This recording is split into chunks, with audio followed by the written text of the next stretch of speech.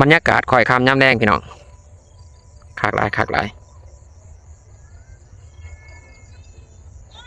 วิวตรงไฮตรงหน้าพี่น้องเลยอยู่เขตบริเวณนี้คันเฮ็ดเกษตรเนาะปลูกผักกาดผักบัวผักหัวหอมตัวอื่นเนาะปลูกแล้วเราก็ไปขายอยู่ตลาดลาวเฮืองตลาดไก่เคียงอยู่เนาะเป็นเศรษฐกิจครอบครัวเนาะปลูกฝังเลี้ยงสัตว์ก็ถือว่าเหมาะสมที่สุดอะเลี้ยงปลาน้ำเนาะโอ้อยากมีสวนแบบนี้เลยพี่น้องเลยฟังทั้งหลังกูกะ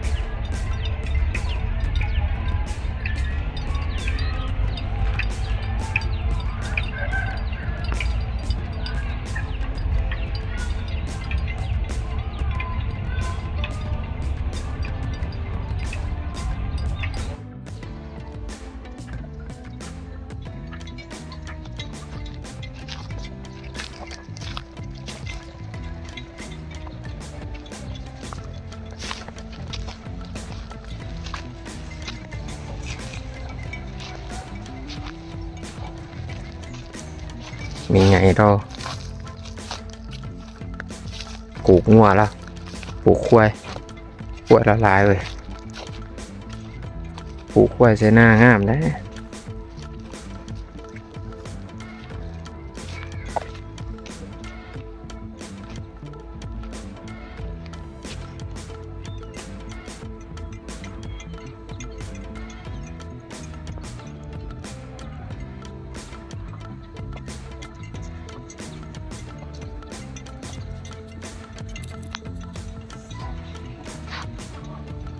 ธรรมศาสตร์บ้านเฮาพี่น้องเอ้ย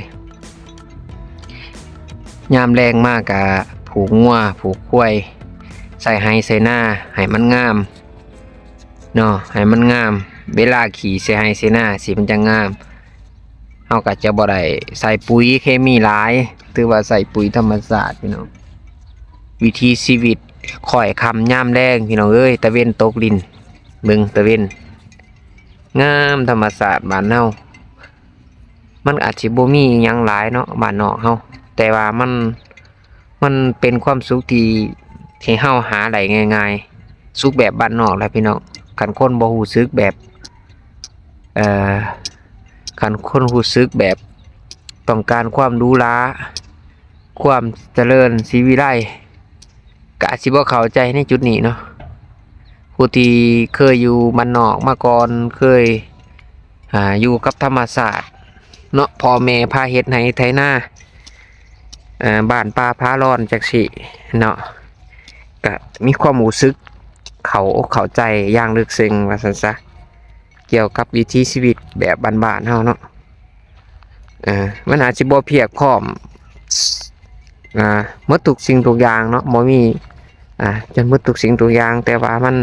ก็มีความสุขในแบบที่ของเฮาเนาะมีปัจจัยสี่มีอาหารการกินที่อยู่เครื่องนุ่งห่มยาปัวพายาเงินกับพ่อหาไหลใส่ไหลบ่ถึงขันบาขัดสนจำเป็นจนเกินไปเนาะ ก็มีความสุขหลายเนาะพี่น้องเนาะโอ้ยงัวควายเจ้าร้ายเนาะใหญ่เนาะย่างเด่นออกกำลังกายแม่เทิงโดยพูนเทิงขึ้นไปพูนได้โอ้จะผูกให้เขาผูกให้เขาคันเขาเอกภาพกันผูกกันเบิดทุกคนใครอยู่หรอกคันมาผู้หนึงผูกผู้หนึงมาผูกมันมาส้นกันบอกคณะผูกใส่ไฮใส่หน้าสิมันงามได้ไหมเวลาเห็นหน้างามปลูกพักปลูกหน้าเอาหนีไปใส่ยังงามอยู่บ้านคือกันอยู่บ้านพุ่นไทยๆเขากับผูกคือกันผูกกันไป2-3 มื้อบ่บนบ่หาเฮ้ยเอ้ยนะหาก็บ่เห็นสำนะเสร็จมันนี่เอ้ยคักบ่มวนมาแบบนี้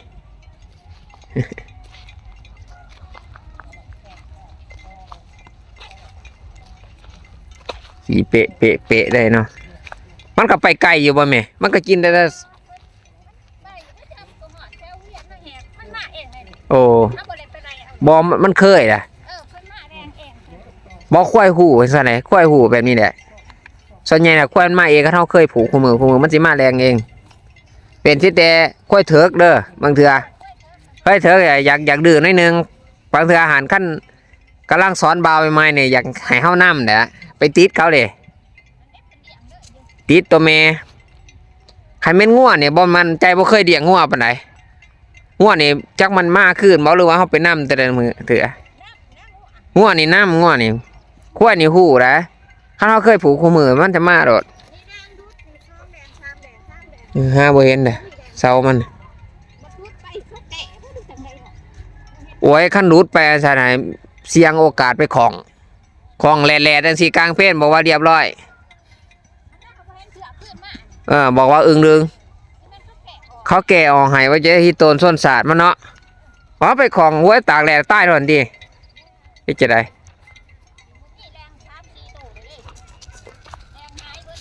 บอกขันบออีดีร้อนนี่มันบอดุดออกง่ายๆยันมีกล้วยคนอื่นเขามาส้นตอกไม้ไผ่แกนแน่ต่อลงคักๆเลย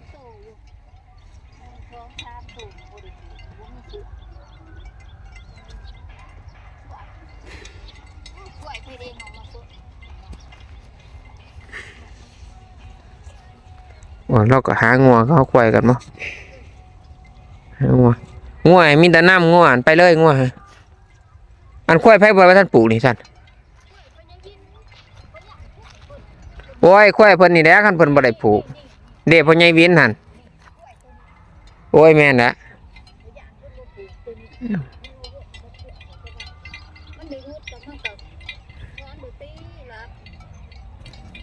ดีแล้วแต่ว่าคันมันไปเบิดเสือแล้วเขาแก่ให้ฮะ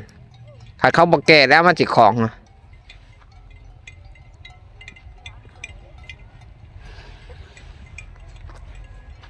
นี่ก็คือผู้บาเจียงได้เพียงเด้อผู้บาเจียงยาวไปเลยหอดเทิงปุ่นผู้ตัวนี้ผู้บาเจียง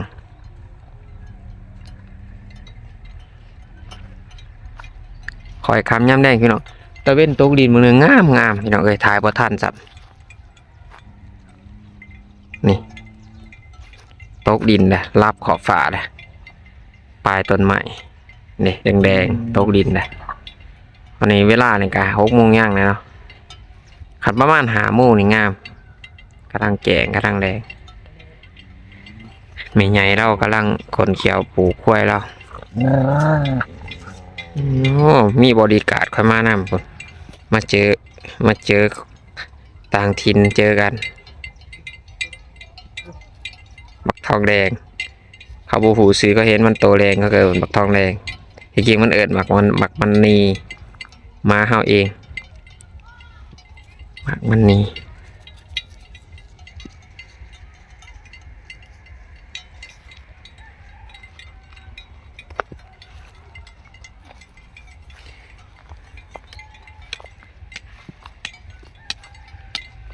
บ่มีลูกมันเนาะบ่ได้กินนอกมันเนาะปีนี้เนาะมีตัวมีลูกบ่ บ่ได้รับสารอาหารเพียงพอบ่ จักเขาได้แม่บอกแม่ใหญ่เนาะ สมว่าลูกบ่สมลูกบ่ เอ็มอยู่นาค่ะจะได้จังลูกคนบ่สมบูรณ์สิเด็กที่ซื้อเขาก็ยังสมบูรณ์ไม่ได้ ลูกจอยเนาะถึงเป็นน้ำแนวพันธุ์ตัวมันมาเสิร์งบ่ เขาอยากบอก พันธุ์มันบ่ใหญ่บ่ดีหากแม่มีแต่ตัวใหญ่ข้วยนี่ข้วยตัวใหญ่ๆใหญ่ แม่บอกไม่ใหญ่บ่ดุคือจ้อย นี่แม่รักแม่แดงบ่นี่ แม่น นี่สิหลายดุแล้วเนาะ ลายแล้วบ่แม่นฮุบติดดุบ่ เฒ่าแห้งแล้วนี่เดิมแก่แห้งใหญ่เด้อข้วยนี่บ่แม่นว่ากินบ่แม่นว่าหิวหอดท้องบ่ไงบ่ไงบ่แม่นว่าพันธุ์แบบจ่อยๆหน่อยๆบักไงบักไงงัวข้วยนี่ บ่แค่ สมบูรณ์ดี มันดีคือมันมีหนามมีหยังแน่ เออ มันกินแค่บ้านนอกเขาแห้งกระแดะดีได้คำบ่ลกขา ลงทากินเฟื่อยกินพักกินนิ่นไปสันติโอ้ยบอลให้กินนี่ดิลงหัวลงสวนครับพุ่นดิ น้ำแดงคนได้จะไปสิไปกินแล้วคนได้สิลงหวยเนี่ยคนได้หรอก หวย เนี่ยนี่สิมีหนามน้องหนามยังไงลูก หวยย่างแท้ได้หวยเพิ่นบอกหวยโตมันหน้าโพดโพดตากเพิ่นว่าบอลน่ะ หวยเนี่ยเฮามันดิหวยเนี่ย เครื่องหน้าแหกไว้นี่บ่ แม่ หวยตัวนี้บ่เคยเอิ้นหวยย่างเขาเอิ้นหวยย่างเนาะ หวยเนี่ยคนนี้คนก็จะไปแถวนี่แหละ โอ้หวยย่างตัวหวยตัวนี้มันยาวไปหอดพุ่นไปตกลงบนโพดตากน่ะบอลบันแก้พุ่นหวยย่างเคยเอิ้นเนาะมีชื่อเอิ้น ตกใส่เส้นมีหวยเนี่ยหวยเกียงสองหวย เทิงไว้กับหวยเจียงเนาะ เฮ้ยไปหวยเกียง เจียงไว้เนี่ยบ้านนี้โซ่หน่วยเดี๋ยวเขาเอิ้นเนาะ แม่นหันกระโชกเอาไว้กันหันต่อบุกตัดไปหัน สุดเพียงไหนโสงหน่อยเพียง บุกตัดหันโชกด้วยแล้วก็ต่อมา เพื่อนหล้างเขียวนี่บ่เพื่อนหล้างเขียวรักเสาไฟฟ้านี่ มันตายบางนึงหันนะเพื่อนตัวอีมันตายรถต่ำหันนะจักบอก บ่จักเลย จักผู้ชายมาอยู่บอก ขอยว่าถ้ามันอยู่ได้2 เดือนนี่มั้ง หมอสนะ 2 เดือน3 เดือนนี่แหละ นี่แต่ข้าเพื่อนชาหน้าอันน่ะหันหน้าคล้ายเครื่องหันพัวเราซื้ออีช่างแล้วเขาก็ลืมซื้อพัวเรากับพวกแม่เรามีสไลเดอร์นี่ต่อมาแม่ผู้ทอดนี่พวกนี้คือหน้าแหก โอ้แสดงว่าแบ่งครึ่งกันเนาะส่วนหนึงขึ้นหน้าแหกส่วนหนึงขึ้นหัวอ้อมหน่วยแม่นบ่ส่วนหนึงจะไปหอดพุ่นยังหัวยังค่ำแม่นบ่ ขั้นฝากทางไปกันหัวย่างครับ โอ้จักแล้วเข้าใจแล้ว ไปจากซ้ายทะ ถือว่าลุมท่าโนมานี่ขึ้นโซอ้อมหน่วย แล้วไปพุ่นหน้าแหกดุมลงไปตัวนี้นี่ ลงตัวนี้ แล้วเทิงทางขึ้นไปได้มันขึ้นหัวยังค่ำ แต่ข้าหันทางตัวมันสิลงเมื่อวัดหันตัวนั้นเพิ่นย่างครับ เออ ข่ายทหารนั่นนี่ค่าข่ายทหารนี่เพิ่นคือหน้าแหก โอ้ บ่ได้เนาะมันมีทางเนาะข่ายทหารเนาะเบื้องนี่คือหน้าแหกกูยันเบื้องนี่คือย่างคำใต้ เออ ทางไปทหารอีกที ข้าวหมวนเขาเฮ็ดบุญบ่วะตั้งเศษตั้งกินซื่อๆนี่วะ เขากิน กินซื่อๆนี่เนาะอย่าว่ามีบุญบาทนะครับ บ่ น่าจะเบิดบ่นี่ไง บ่แถวเดียวมันเดหน้าพุ่นนั่นตัวนั้น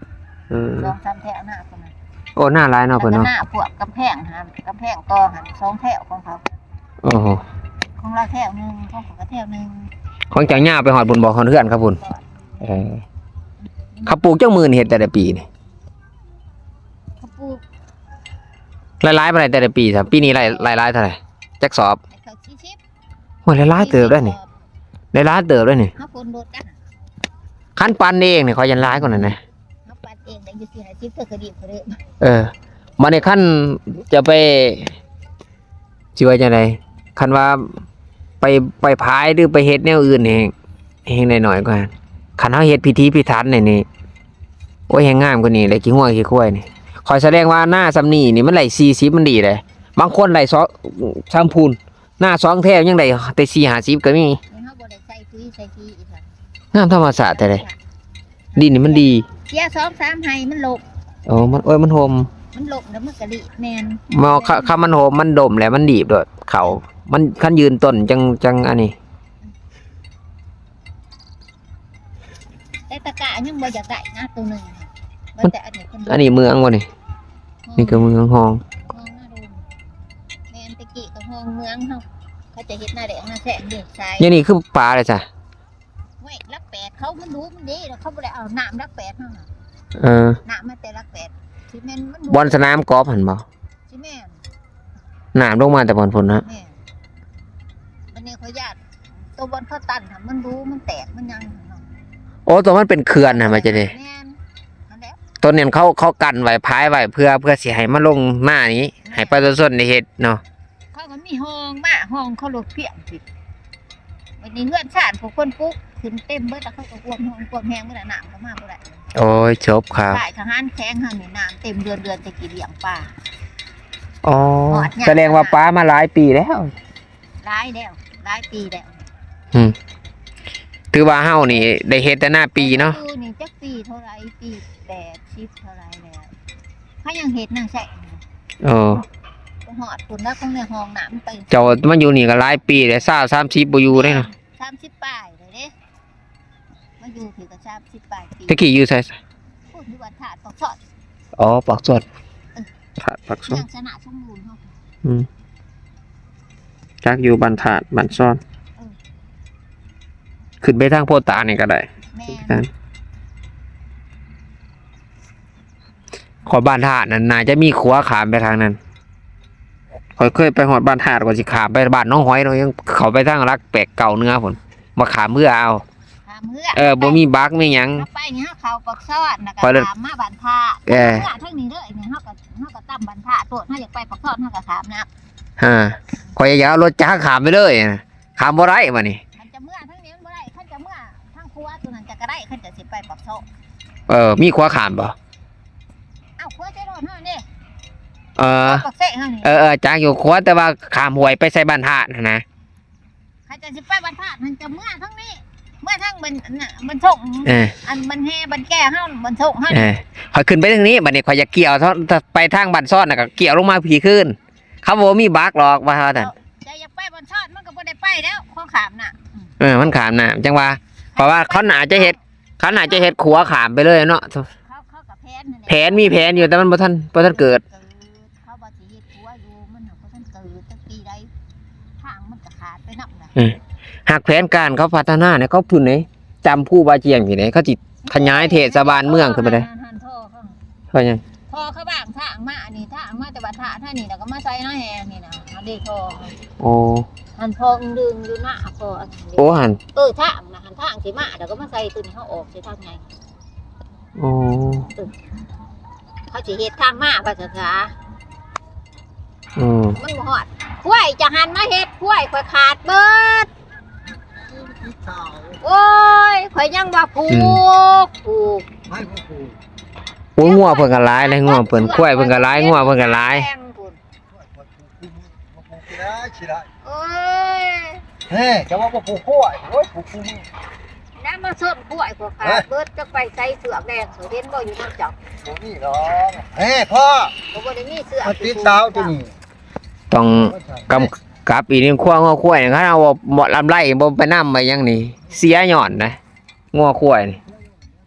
เขาเอาแหละเขายองแหละตกพูดก็บ่จักแหล้ว เอ้า ไปออกนอกโฮงนอกทางเขาจับไว้ไปของไปฆ่า ไปหันขึ้นไปฮอดนี่ตำรวจเพิ่นอยู่อันนี้โศกอำนวยหั่นนี่เพิ่นก็จับขังเอา2-3มื้อเจะคอง5หลอดตายฮอดพุ่นเนาะได้แถมหมู่ขังอยู่โศกอำนวยเสีย500,000 มันออกไปทางบ่มันเบาว่ะ มันกำลังมันคืนนะเพิ่นก็ไล่ปอกเอาโลดมันสิออกไปทางบ่ได้จังได๋นี่แหละเพิ่นขึ้นไปก็กินมันก็ขึ้นไปก็ผ่านโศกอำนวยแล้วก็สิข้ามไปอันสนามไส้ เขาจับไว้ เเพิ่นก็จับขัง จับ นี่ ข้างไว้ ไปหามื้อเดียวเท่านั้นนะแรงเดียวเท่านั้นหาก็ยังคือบ่พอบ่เพิ่นขังค่ะคูณไปคูณบ่คือตีเนาะอยู่บ้านนี่เนาะบ่เพิ่นสิจับหั่น เอ น่ะ อน้ำแถน้ำบาเนาะ นับจะมาหอดสนามใส่อีกพุ่นสวนสวรรค์สนามใส่อีกพุ่นนับบุรินเอาหมู ซีเมนต์ข้อยตู่ตัวนั้นมาเสิร์งเขาว่าเป็นแบบข้อยตู่ข้อยหน่อยดุมัน มันทรงบ่ใหญ่หรือว่ามันยังน้อยบ่มันใหญ่ขึ้นมันก็สิซัดของมันมาจาก เพิ่นก็ตู้มันได้ก็กล้วยบนตู้น่ะแหกที่เสิร์ฟบ่เพิ่นเพิ่นได้ตู้หันคือกันแม่เพิ่นกับเขาเด้อหั่น โอ้ตู้เนาะ บัดนี้กล้วยตู้ทั้งน่ะแหกเสิร์ฟเพิ่นน่ะเพิ่นก็เป็นตู้ คล้ายๆเบิ่งทรงโตใหญ่คือกล้วยเขา แต่ว่าเขาแบบเป็นขั้วตู้ผสมพันธุ์นะแบบว่าเอิ้นว่ามันลูกสอดกัน บางทีโตเพิ่นบ่ใหญ่หัน ใหญ่ เพิ่นจ่อยๆนะ ฮะติบ่ได้น้องมันบ่ว่าตัวส่วนมันออก ได้ ผูกไว้ได้เนาะ มันต่างเด็กก็เลยว่าจูขึ้นเมื่อตอนเขาเกี่ยวเขา เออ มันต่างดอก กัน ไปป่าหันบ่ได้เฮ็ดน้องมันเนาะ มันนอนน่ะมันเศร้าคือจังหันจะแหกว่าคือสิออกว่าคือ เออ แบบคนเฮาแล้วเนาะโอ้เจ้าก็กินเงินมาน้องมันนี่โอ้ยพ่อยแม่พากินเนี่ยข่อย ก็ขาย500,000 แพงเท่าใดฮะบ่ได้ถือจะเด้อของหายากเนาะมันบ่แม่นสิได้ง่ายๆมีเทื่อหนึงฮักมันไปซื้ออยู่ตลาดนั่นโตเขาขาเขาหยังมันบ่แซ่บคือมันออกเองเด้อต่างกันอีดีต่างกันหลายบ่นัวบ่หยัง เป็นกระดานเป็น เป็นแบบเขาเอาออกมาจากท้องบ่ตาออกเองนี่แซ่บหอมงัวคือกัน แต่ว่ามันสิเป็นตลอดอยู่รอดแข็งดีเห็นว่าน้อยๆอยู่หากแข็งดีอยู่ดอก มันดีอ่ะหยาอยู่ หากมันออกยามนี่บ่อยากคือยามฝนมันอ้วนมันตะพี่ดีงามมันมีหญ้ามีหยังกินหลายแม่มันเอาออกยามนี่ก็แล้วแต่เนาะบางอันน่ะเด้อีแม่ใหญ่นี่โว้ยตะกี้นี่แนวคนมากินเนาะคันงัวควายมันสิออกลูกมอแล้วว่ามันเจ้านั้นมันสิบ่ได้มันเอามาผูกไว้เกี่ยวหญ้าให้กินให้ค่อยเฝ้าอยู่ยามมันแห้งเฝ้าบ่เฝ้านอนจะนอนหลับปะกลางคืนจะได้ออก นี่คนก็บ่ได้กินปีหนึงได้2ตัวนี่ก็จักเบิ่งเนาะบ่รู้ว่าอันนี้น้ำหน่วยโอ้ยสิออกลูกบ่จักน้อย มีกันมาจาก ปีนี้ได้ตกลูก โอ้ย ปีกายมันบ่ออกนี่ปีนี่หัน ข่อยยันมีแล้วนี่มีแล้วนี่ น้ำหน่วยออกนี่สิออกเนาะ อ่ะมีดูถือผ้าแหละ บ้าปีที่3เป็นได้โอ้ยน้ำหน่วยออกสิมื้อได้ออกมาแลกมื้อจังหน่อยต่างไหน หักมีข่อยเบิ่งดูถอกมันหักก็สิบ่ออกอย่างนี้ดอกมันต้องตึงๆกว่านี้หักย่อยเว้ย ว่าที่สิเป็นฤดู บ่จักเบิ่งคือกันเว้ย อีกนั้นมันสิออก2ทางเตือพุ่นน่ะตัวนั้นออก อ๋อขึ้นกับเฮาพฤติกรรมเฮาสังเกตแต่ละมื้อกันเด้ขึ้นกับเจ้าของดีรู้เลี้ยงได้สังเกตได้ อ้าวออกปีซื้อนั่นคอยก็สังเกตอยู่ก็คือบ่เห็นน้ำหน่วยก็ปล่อยไปเด้อนะครับตอนแรกมาลูกแลนมาน้ำกด โอ้ ไปออกพูดแถวนั้นแหละถึงบ่ได้ออกแถวไรแล้วเขามาไปกินแถวน่ะอันนี้นี่บ่ได้กินเนาะสองโตเพิ่นนี่บ่ได้กินเนาะพี่ ไปลากออกบนอื่นจ่อย ไปดักออกคนอื่นมาลูกแลนน้ำกด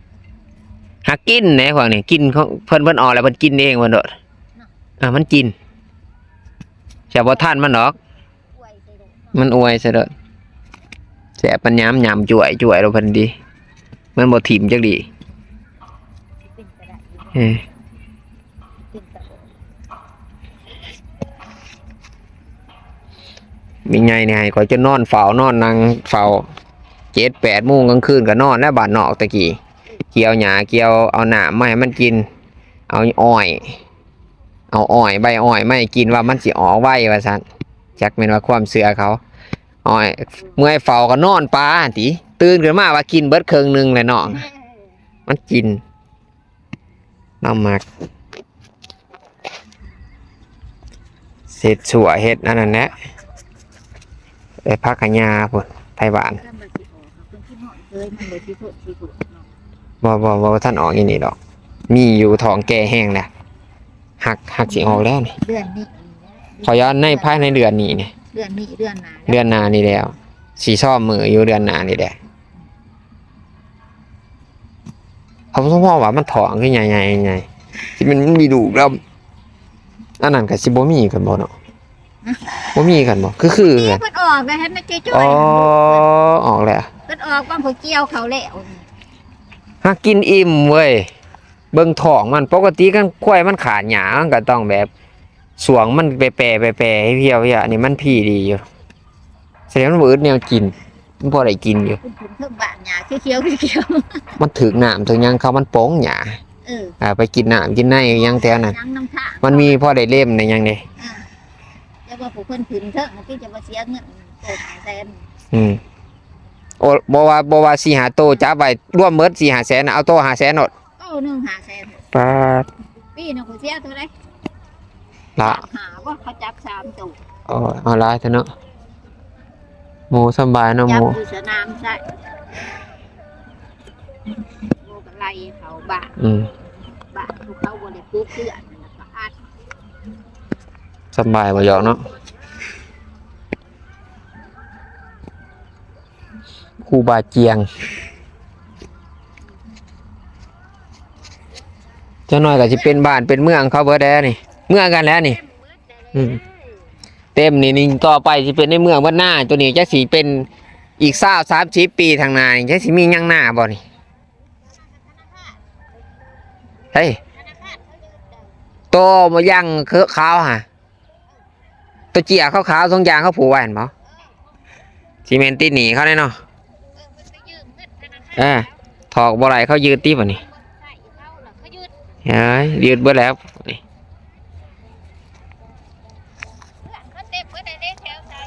นั่นติมีไผอยากขายดินมาแถวรุมบ่มีไผอยากขายดินมาแถวรุมแถวนี้เนาะโอ้ยดินสมัยหน้าสำนีสมัยพวกปูเขื่อนหลังหนึ่งหมดไหนบ่เห็นมีไผเบิ่งหลายบ่มีไผอยู่หลายหลังน่ะจักเขาไปใส่เบิ่นเนาะมีอยู่เห็นเพื่อนคนบ่มีคนอยู่โอ้ยหักแพงแหละตองเขาบ่ไหลดอกข่อยอยากไล่อยู่ดอกซ้ำ10 คูณ 20ซ้ำไห้หน้าหน่อยนึงนี่เพราะได้ซ้ำปูเขื่อนพวกหยังนี่หักอยู่มิดมักอยู่มิดเงียบๆจังซี่นี่ถ่ายบ้านหมู่นี่เมื่อก่อนใหญ่เอ้ย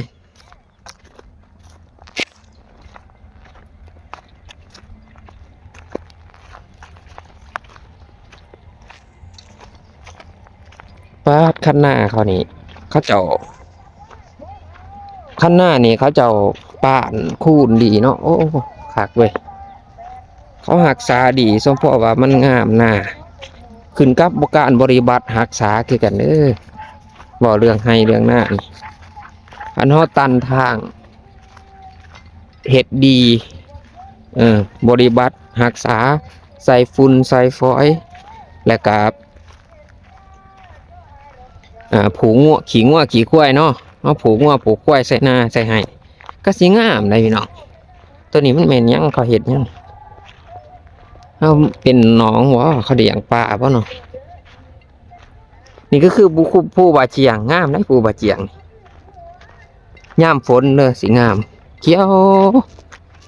เคยขึ้นไปหอดครึ่งหนึ่ง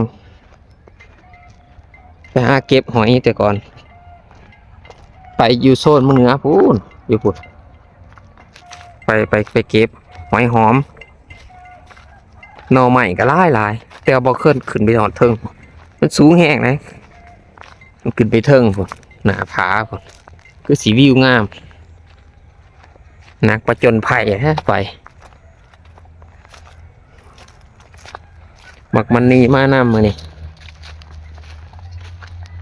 มาจับคล้องเองอุ้ยเอาควายหลอนก็มีมีควายหลอนคือกันเด้อควายหลอนนี่ปกตินี่บ่ค่อยเห็นนะอยากรับแหละ0,000เขายังเลี้ยงไว้อยู่มีควายหลอนเด้อหลอนกับบ่หลอนแห้งเว้ยหลอนในลำในอันผีหลอนแห้งควายหลอนโอ้ควายหลอนขาวสีอมชมพูเนาะอมชมพูเป็นแบบสีบัวนะที่ว่าคืองัวกับบอเมนงัวกับจากเรืองๆเนาะ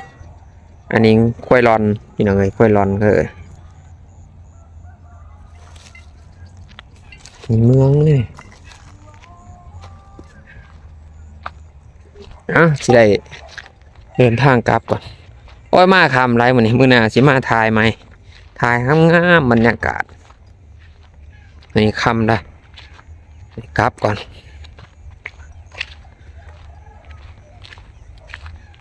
ฟังนั้นเป็นงัวโอ้เขาเลี้ยงงัวหลายเต็ม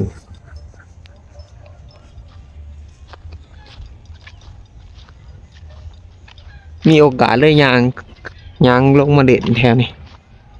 โอ้ยวิวบรรยากาศดีขักจูนั่นนี่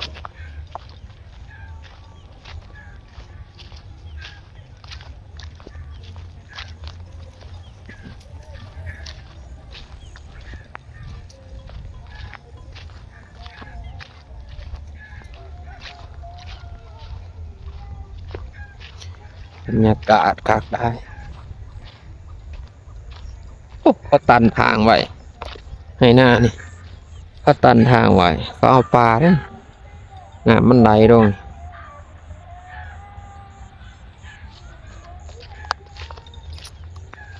โก๊กยังเขาคือบอกปั๊มเนาะให้หน้าเขาตอนนี้เขาบอกปั๊มเป็นโก๊กเหี่ยวโมหูเนาะโมหูประเภทใหม่โมหูประเภทใหม่แต่ว่าต่างตะการอยู่ในท้องนาจริงงามเลยมานี่เอ้ยมานี่อย่าท่านฝ่าเมื่อปลาขอไรโอ้ฝ่าเมื่อปกันนะมันนี่เพื่อนไปครับปัดสนครับแก้มตรงห้าเงียบสงัดดีแบบบานเท่าโดดนี่นครปากเซ่ได้พี่น้องลืมบอกนครปากเซ่เนี่ยนะแต่ว่าอยู่ซ่านเมืองมันจะมีทงในทงไฮทงหน้าใช่เนาะยังเหลือไฮทงไฮทงหน้าเห็นอยู่เนาะชาวบ้านก็ยังทำการผลิตเลี้ยงงัวเลี้ยงควายแล้วก็เฮ็ดไฮไทยหน้าอยู่เด้อบ่แม่นว่าในเมืองสิบ่มีไฮมีหน้านะยังมีอยู่น้องๆเมืองออกมาหน่อยนึงแต่เมืองนอกเขาคือบ่นอกอยู่ในเมืองคือเก่านี่พี่น้องเพราะว่าเมืองบักเซ่มันเมืองบ่ที่บ่ใหญ่ปานใดเป็นเมืองยาวๆไปตามแม่น้ำเนาะถือว่ายังมีไฮมีหน้าถือว่าบ่นี้ก็ถือว่าจำผู้บาเจียงเนาะเป็นบ้านเกียบ้านเด้ออันนี้บ้านหัวยังคำอันนี้แมนไปนี่แมนโซอมหน่วยพี่น้องโซอมหน่วยแล้วเป็นไปวันพุธเนาะพี่น้องเนาะไปวันพุธแมนหน้าแหกได้พี่น้องเนาะหน้าแหกเทิงไปพุ่นกับบ้านแก่โพตากเนาะบ้านแก่โพตากเทิงไปพุ่นบ้านแก่โพตากได้พี่น้องเด้ออันนี้ขึ้นไปนี่ก็จะแมนหัวยังคำอันนี้เป็นน้องป่าเขาหัวยังคำก็จะมีหัวยังคำเนื้อหัวยังคำไตเนาะนี่น้องปลาเพิ่นให้หน้าช่วงเนี่ยฝนหันลงมาอยู่หอดเพียงแต่ขอบเนาะมันแนม2เบิ่งให้หน้าเขาโอ้ปรากฏว่ามันบรรยากาศดีงามเป็นธรรมศาสตร์บรรยากาศแต่บ่ได้ลงมาตกแรงเลยก็เลยลงมาถ่ายคลิปให้เบิ่งเนาะถ่ายคลิปให้ท่านผู้ชมได้เบิ่งเนาะบรรยากาศยามแดงเฮาบ้านเฮาก็เป็นแบบนี้แหละพี่น้องคนที่อยู่ไกลถ้าอยู่ต่างแดนหรือว่าอยู่ไกลบ้านไกลเมืองก็เห็นบรรยากาศแบบนี้ก็อาจจะคิดเห็นเนาะคิดเห็นบ้านคิดเห็นเมืองคิดฮอดบ้านถ่ายบรรยากาศยามแดงให้เบิ่งพี่น้องอันนี้เป็นท่อหน้าแซงโอ้ท่อระบายน้ำโอ้ท่อระบายน้ำก็ได้เขามาสัวหาหอยเดียบแคมปกติสัวหาหอยโอ้นี่มันเป็นจะได้นี่มันเป็นบอลสนประทานโอ้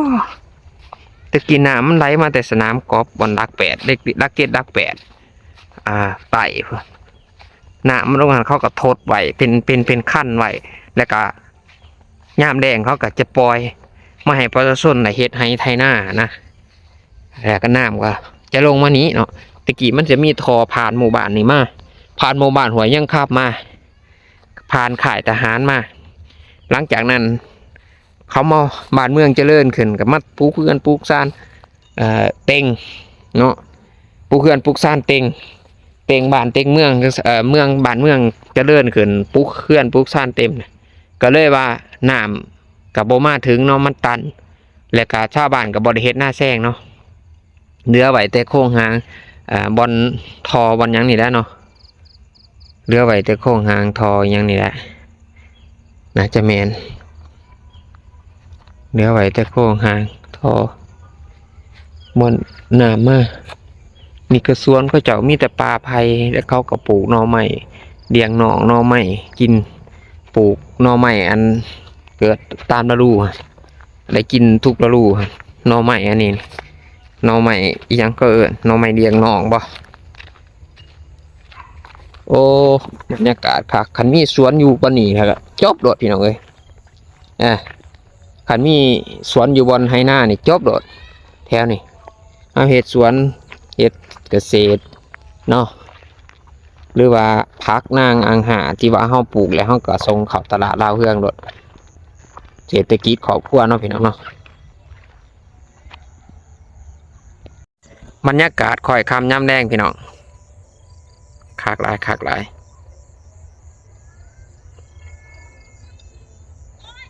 วิวตรงไฮตรงหน้าพี่น้องเอ้ยอยู่เขตบริเวณนี่คันเฮ็ดเกษตรเนาะปลูกผักกาดผักบัวผักหัวหอมตัวอื่นเนาะปลูกแล้วก็ไปขายอยู่ตลาดลาวเฮืองตลาดไก่เคียงอยู่เนาะเป็นเศรษฐกิจครอบครัวเนาะปลูกฝังเลี้ยงสัตว์ก็ถือว่าเหมาะสมที่สุดเลี้ยงปลาน้ำเนาะโอ้อยากมีสวนแบบนี้เด้อพี่น้องเอ้ยฟังทั้งหลังผู้ขาก็เป็นน้องสะเป็นไฮหน้าเขาเจ้าเนาะเขาเลี้ยงงัวเลี้ยงควายเนาะหมู่บ้านนี่มันโศกอำนวยหน้าแหกหัวยังคำบ้านติดกันเนาะถือว่ายังมีไฮมีหน้าเขาเห็ดอยู่ก็กินอยู่เนาะถือว่าฝั่งนั้นก็เป็นในเมืองเนาะฝั่งนี้ก็เป็นหมู่บ้านใหญ่แต่ว่าโซนทางกลางเนี่ยถือว่ามีไฮหน้ามีไฮหน้าดินนี่ก็ซุ่มเป็นดินเหนียวเป็นดินแบบว่าเห็ดหน้าคือสีงามพี่น้องเห็ดหน้านี่เป็นงามแน่นอนถือว่าผลผลิตของเขาหน้าหันประมาณ10 กว่าไฮกูถึง23ยัง40 สอบพี่น้องได้เขา40 สอบถ้าเขาตั้งใจเฮ็ดแบบใส่ฝุ่นใส่ยังหลายๆหันสิเป็นได้ผลผลิตที่หลายๆกว่านี้เนาะอันนี้เขาบ่ได้ใส่ปุ๋ยเลยพี่น้องถือว่าเป็นธรรมชาติใส่ขี้งัวขี้ควายเนาะขี้เป็ดขี้ไก่ก็แล้วแต่เนาะฝุ่นฝอยที่ว่าธรรมชาตินะเขาจะบ่ได้ใส่ปุ๋ยถามแม่ใหญ่เพิ่นเนาะเพิ่นมาปลูกควายเพิ่นบ่ได้ใส่ปุ๋ยหยังเพิ่นว่าธรรมชาติเพิ่นว่าได้40 สอบก็ถือว่าซ้ำ4-5 คนก็ถือว่ากลุ่มเนาะถ้ากินบ่ร้ายเนาะแต่ว่าอยู่2 คนก็ถือว่ากลุ่มกลุ่มอยู่กลุ่มกินว่าซะเกือบกลุ่มอยู่กลุ่มกินนั่นแหละถือว่าบ่เปลืองแห้งปานใดโอเคตะเวนข่อยลาฟ้าแหละก็สิได้ปิดคลิปไว้ที่นี้เนาะเจอกันคลิปหน้าเด้อพี่น้องเด้อสีท้ายบรรยากาศคักๆงามๆให้เบิ่งอีกมื้อหน้าเนาะพี่น้องโอเค